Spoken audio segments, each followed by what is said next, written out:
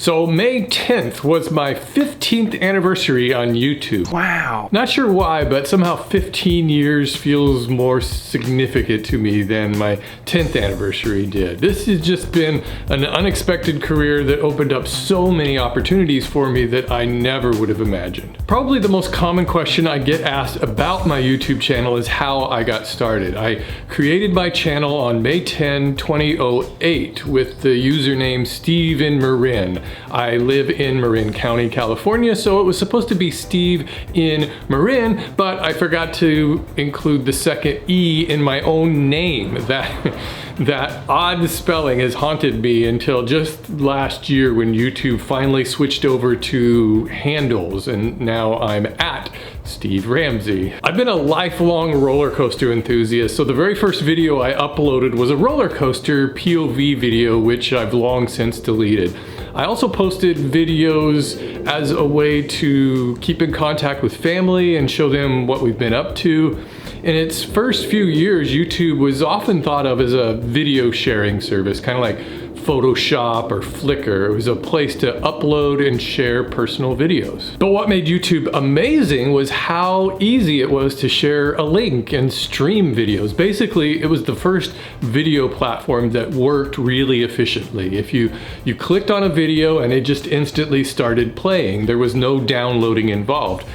But even more importantly, anyone, even complete strangers, might happen upon your videos without being sent a link. I had been watching YouTube as early as 2006. It was definitely on my radar at that time because I had my own graphic design business, ZRAM Media, and here in the Bay Area, we're all super keyed into any new media platforms, and a lot of my clients were Silicon Valley tech companies and startups. I don't know if you remember this, but YouTube's tagline was "Broadcast yourself," perfectly reflecting its grassroots democratization and distribution of media. I began to take notice of the people who were starting to produce regular shows on YouTube. It was pretty easy to find them because the YouTube homepage showed what the most watched videos were every day. I enjoyed watching channels like Smosh, What the Buck, Fred, Ryan Higa, whose hilarious videos I never missed, Freddie Wong, Mystery Guitar Man. Both of those guys just blew me away with their special effects. Jenna Marbles, Wheezy Waiter, the list goes on and on. Everybody seemed to be experimenting and trying new ways to use the platform. It felt almost like an underground movement of regular people kind of laughing at mainstream traditional media. So I'd been doing a lot of woodworking over the years and mostly just taking pictures of the things I made. In 2008, I decided to design a chessboard, and I thought it would be fun to document myself building the project. I think mostly I wanted to have a record for myself so that I could remember how it was made.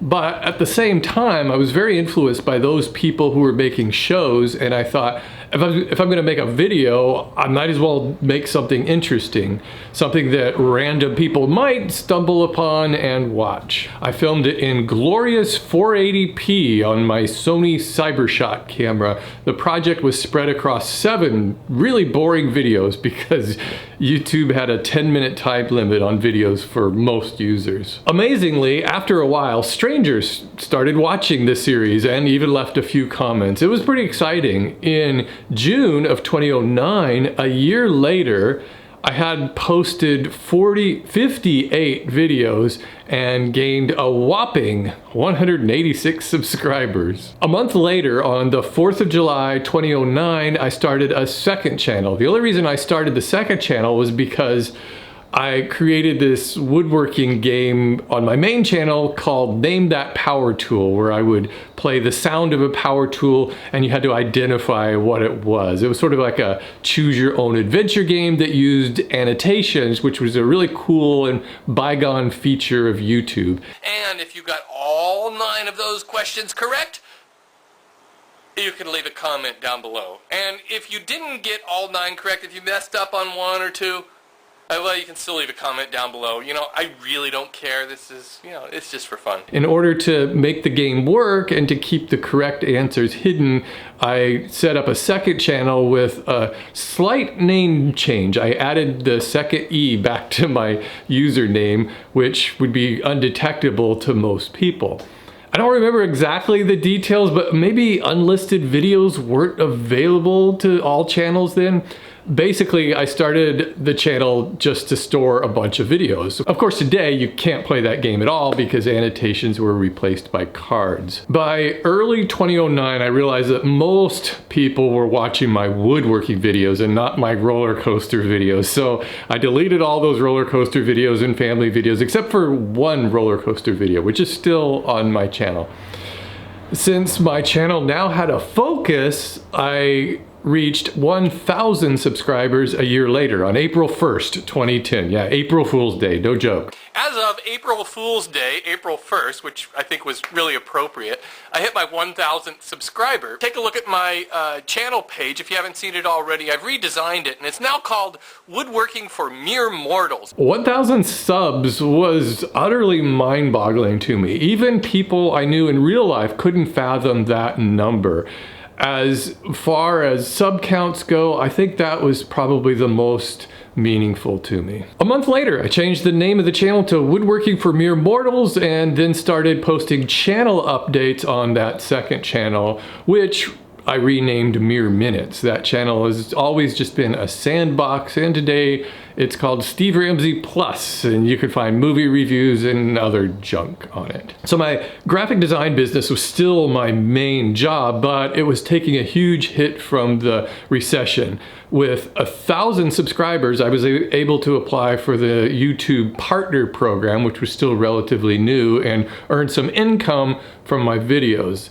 I think my first check, they literally sent out checks back then, was $20 or something. Within a couple of years, YouTube became my full-time job, but there was no dramatic, I am now a full-time YouTuber moment or a specific date. My graphic design work overlapped with my YouTube work, and eventually YouTube was just earning more money. Anyways, that's sort of my YouTube origin story. Over the past 15 years, I've always remained keyed in with everything happening on this platform, and I've tried to keep up with all of the current trends, and I like staying aware of who the popular YouTubers are at any given moment. Most of my interest in YouTube itself lies beyond the realm of woodworking and MakerTube. And that brings me to what I've learned over the past 15 years. YouTube has taught me that I really love teaching woodworking to beginners. I feel like it took me almost 10 years to fully comprehend the depth of that. Helping people get started is one of the most rewarding things I've done in my life. I like to think of myself and this channel as a gateway drug into woodworking. YouTube can be a difficult place for beginners to learn woodworking. I mean, today there's hundreds of woodworking channels with videos covering every topic imaginable. And this vast amount of information is great for people who've been woodworking for a while. You can learn nuance and pick up tips and tricks and improve your skills, but all this information is overwhelming to someone who just wants to learn the basics in kind of an organized manner. Quick plug, if you're looking for a structured way to learn woodworking starting from scratch, check out my award-winning course, The Weekend Woodworker, over at weekendwoodworkercourse.com. It's the #1 way to learn woodworking on the internet. I'm very proud of this system. Contrary to what a lot of people think, overall, YouTube has done a pretty good job at keeping both creators and viewers happy. Managing a platform this big is mind-blowing. Just to put this into perspective, right now around 3.7 to 4 million new videos are uploaded to YouTube every day. It's estimated that over 300 hours of video are uploaded every minute. People complain about the algorithm, but for the most part, it does a pretty good job of sifting through all of those videos and recommending videos that are relevant to you. No single video is as precious as you think it is. As creators, we spend a lot of time, money, and effort making the best possible videos we can. Nobody sets out to make a bad video. So when we post a video that gets a lukewarm response, we look at the numbers and then we start to panic over the future of our YouTube career. Over 15 years, I've posted videos that get a lot of attention and I've posted a lot of clunkers. It's important to put individual videos into perspective. Any one video does not define your channel. Even the least viewed videos are enjoyed by the people who do watch them. YouTube is all about ups and downs. Sometimes you're riding high, sometimes you're way down here low. Expecting perfection from every video will just drive you crazy. It'll drive you as crazy as expecting perfection in every woodworking project. Just get them done and move on. Comments are what make YouTube YouTube. Embrace them from day one. This has never been a platform to simply watch videos like TV. It's about interacting with creators, other users, and being a part of communities. The comment section is the #1 most defining feature of YouTube. If you're a viewer, leave comments and like the videos that you enjoy. As a creator, one of the worst transgressions you could possibly make is to turn off comments. It always looks suspicious, so embrace those comments. If you want to be a successful author, you need to read a lot of books. If you want to be a successful YouTuber, you have to watch a lot of YouTube. You have to be part of this ecosystem. Most of the ideas and inspiration I get for my own videos come from other genres, not other woodworking channels. You really need to love YouTube. I have a podcast where I actually talk about a lot of this stuff if you're interested, about YouTube trends and philosophy. It's called Chad and Steve Have a Podcast. You can check that out over on any podcast platform. All YouTubers face the same anxieties and uncertainties. I've talked to hundreds and hundreds of creators from all different genres over the years, and the one constant is that we all face the same anxieties and fears about our channels and our videos. We get nervous when we click the publish button and we fret over the performance of each video. It's kind of comforting to know that even the biggest YouTubers are no different from people just starting out. We all love to grumble anytime YouTube makes even the most minor change to the platform, but historically, all of the changes they've made have really been for the best, and those who adapt seem to thrive. It's important to keep in mind as a creator that YouTube is not out to get you. They really want you to succeed so they can make billions more. And as a viewer, they want to deliver what you enjoy watching. Over the years, I've personally met and had conversations with lots of YouTube employees and developers, and they all share a strong desire to do their best to make this the best possible platform. For the most part, YouTube seems to listen to its users. Keeping up with trends and experimenting with new features is important. YouTube is constantly evolving. The styles of videos people made in 2013 are way different from what people make today. Videos longer than 7 or 8 minutes used to be super unpopular. In 2012 or 13, a 5-minute video was ideal. Then when shorts came out a few years ago, there was so much panic that they would just ruin YouTube, but now they seem to fit in comfortably with longer form videos. In fact, today, much longer format videos seem to be doing very well. Many YouTubers are killing it with videos well over an hour, even 2 hours long. It's important to be agile and able to pivot based on trends or events. This speed of production is what separates YouTube from traditional media like TV. When the 2020 lockdown started, I changed the entire format of my channel to a daily vlog format. An unprecedented event kind of demanded a radical response. The channels that didn't thrive were the ones who just kept doing what they'd always been doing and pretending nothing unusual was happening. It can be very easy to get comfortable with the way you started making videos and just never change that. What'll end up happening is that your new videos will start to have a dated feel to them. One cliched comment that people sometimes leave is, "I miss the old Steve." Well, today I take that as a sign that I'm doing something right.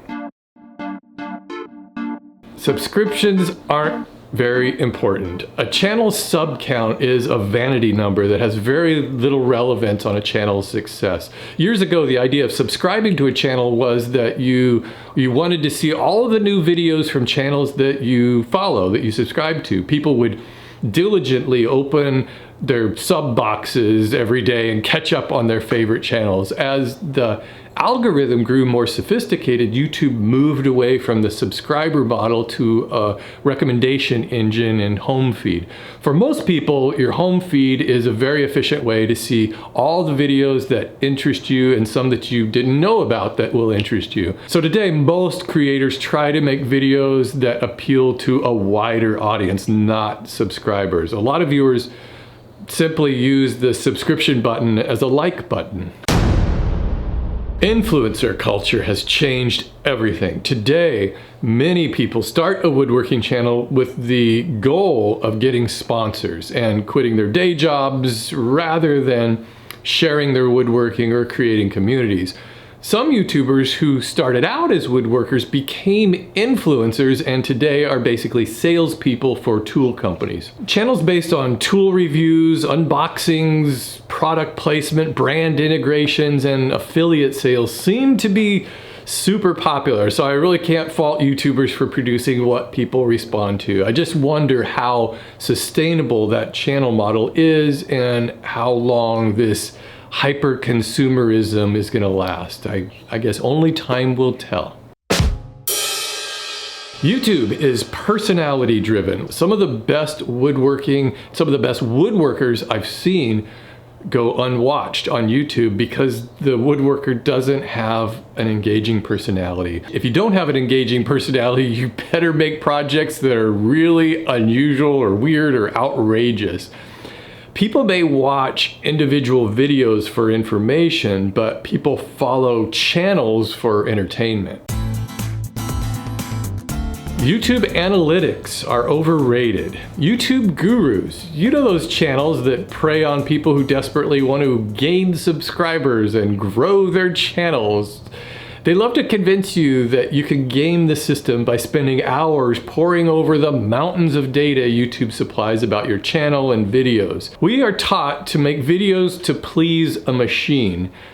I mean, sure, you can look at overall trends, things that you probably already know about the types of videos that people watch on your channel, but while that individual, highly granular data is interesting, it's not as useful as you might think. Every video is unique, and a successful video can't really be duplicated.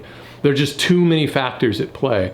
There are, of course, notable exceptions, but I've talked to many of the largest YouTubers on the platform, and almost all of them say the same thing. They rarely look beyond the first page of analytics, and popular videos are unpredictable. Honestly, it's pretty common for most people to cite luck or just pure chance as the reason a video got a lot of views.